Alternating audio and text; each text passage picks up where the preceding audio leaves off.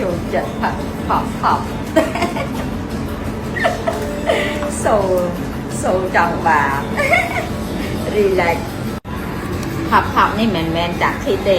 អេដូក៏ញ៉ាំបានញ៉ាំបានគ្រប់ជនជាតិ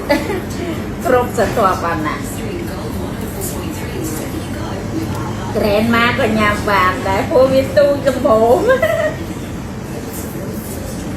ក្រែនម៉ាក្រែនហ្វា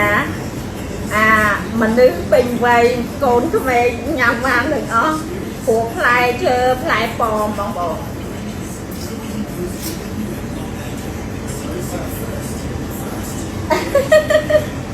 ថាទៅមើលហើយ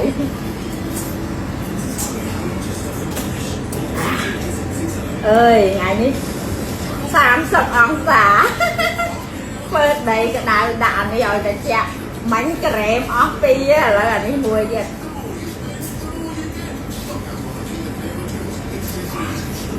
មកពីសមាធិវិញដាក់ណាមួយមើលទៅចាក់ដកបេះដូង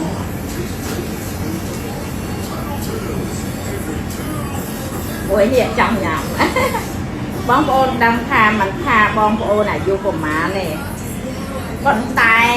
ចេននេះបងប្អូនគឺជាកូនក្មេងតាគេចូលចិត្តបើគេចេញមកគឺគេចូលចិត្តរបស់ក្មេងហើយក្មេងចូលចិត្តចេននេះអ្នកទៀតជឿខ្ញុំ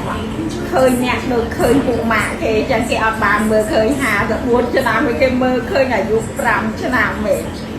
មកដល់គឺស្វាកយើងហ្មង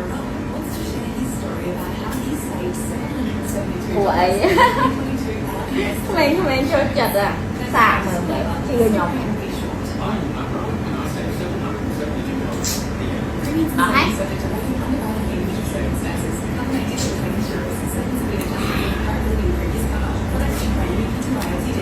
ញ៉ាំអស់ពីចិត្តព្រោះម្នាក់នេះចង់បានណាចង់ញ៉ាំម៉ារីណាធ្វើញ៉ាំបងប្អូនដឹងថាទូកតើតាមានចវាទូកនិងច្រវាអីគេគឺម៉ារីណាភីឈីបគឺជាមុខរបររបស់បងប្អូនហ្នឹងណាបងប្អូនបើបងប្អូនមានតាទូកអត់មានចវាបងប្អូនមានអត់មានមុខរបរតើលុយវាចូលតាមណាបងប្អូនចូលអត់បានទេចោះតែមានមុខរបរឬក៏มันមានbusiness យើងក៏ទៅធ្វើប្រកបរបរធ្វើ